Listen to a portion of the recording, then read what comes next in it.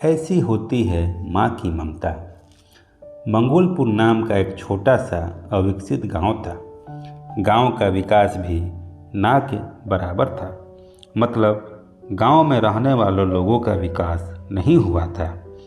इस गांव में कुछ 3-4 परिवार थे जो थोड़े बहुत खानदानी थे। बाकी सब मेहनत मजदूरी करके अपना जीवन गुजारते थे।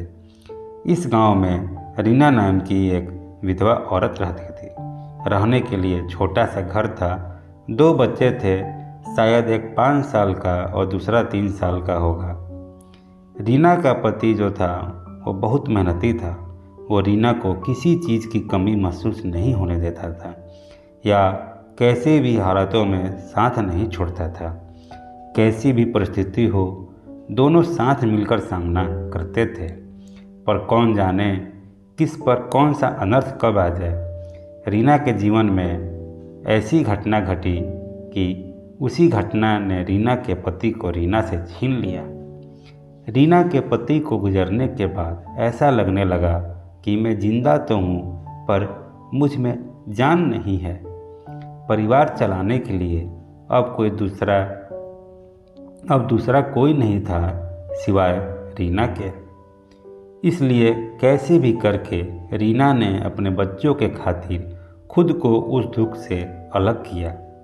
कुछ दिन बाद घर में जो था वो समाप्त हो गया। अब खुद क्या खाएं और अपने छोटे बच्चों को क्या खिलाएं, ये समस्या उसके सामने खड़ी हो गई। बच्चों के लिए रीना को अभी कुछ काम करना ही था। इसलिए रीना अपने दोनों बच्चों को साथ में लेकर जहाँ काम मिलता वहीं जाया करती थी और दिन भर मेहनत करके जो भी मजदूरी मिलती उससे अपना और अपने बच्चों के पेट भरती थी। ऐसे ही समय बीतता गया और चलता रहा। लेकिन एक दिन रीना को शरीर में थोड़ी कमजोरी महसूस होने लगी। फिर भी वह काम पर गई। ऐसे ही 2-3 दिन रीना काम पर जाती रही, लेकिन उसकी शरीर की कमजोरी कुछ ठीक नहीं हो रही थी, बल्कि और बढ़ती जा रही थी। ऐसे में काम पर जाना रीना के लिए कठिन हो गया। रीना बहुत चिंतित रहने लगी। अगर काम पर नहीं गई तो मेरे बच्चे भूखे मर जाएंगे। उसी चिंता ने रीना को और कमज़ोर कर दिया। इतनी कमज़ोर कि उठने बैठने के लिए लकड़ी का सहारा लेना पड़ता था। इस कारण उसके बच्चे भूखे मर रहे थे। खाने को कुछ ना मिलने के कारण और अपने बच्चों को भूखे मरते देखकर वह लकड़ी की सहायता से आज यहाँ से कुछ मांगा तो अगले दिन दूसरी ओर से कुछ मांग के अपने बच्चों को खिलाती और खुद भूखी सो जाती थी। ऐसे ही एक दिन वह खुद जा ना सकती थी, इसलिए अपने बच्चों को समझा के खाने के लिए कुछ मांगने के लिए गांव में भेज देती है। कुछ समय बाद बच्चे 2 चपाती और थोड़ी सी सब्जी लेकर लौटते हैं। 2 चपाती से 3 जन कैसे तृप्त होंगे, इसलिए वे 2 चपाती दोनों बच्चों को खिला देती है। वह बरसात का समय था। बिजली ना होने के कारण घर में अंधेरा छाया हुआ था। अंधेरे में ही वह अपने बच्चों को एक कमरे में सुला देती है और वह दूसरे कमरे में जाकर सो जाती है। रात को तेज़ बारिश होती है और बिजलियाँ जोर से कड़कड़ाती है। रीना को थोड़ी आराम मिलती है, इसलिए वह गहरी नींद में पड़ जाती है। ऐसे में रीना को एक सपना दिखाई देता है। वह एकदम तंदुरुस्त हो गई है, काम पर जाती है।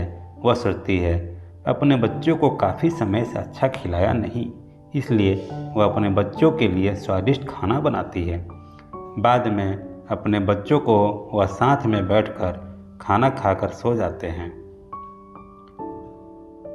आगे सपने में रीना ने देखा उसके बच्चे जिस कमरे में सोए हुए थे उस कमरे का छत गिर गया और उसके दोनों बच्चे मर जाते हैं। सपने में से रीना एकदम उठकर खड़ी हो जाती है, जान में जान आ जाती है और अंधेरे में ही अपने बच्चों के कमरे की ओर चल पड़ती है। कमरे में जाकर अपने बच्चों को देखकर रीना चैन की सांस लेती है। उसी समय रीना को शरीर में ज़्यादा कमजोरी महसूस होती है, जिससे वह नीचे गिर जाती है और फिर वहाँ से उठ ही नहीं पाती है। चैन की सांस रीना की सांस ले लेती है। दोस्तों, यही होती है माँ की ममता। जो मरते दम तक अपने बच्चों के खातिर जीने का जुनून रखती है। दोस्तों, यह छोटी सी कहानी आपको कैसी लगी? अपने विचारों को कमेंट बॉक्स में ज़रूर शेयर करें और हमारे वीडियो को लाइक एवं चैनल को सब्सक्राइब करें। धन्यवाद।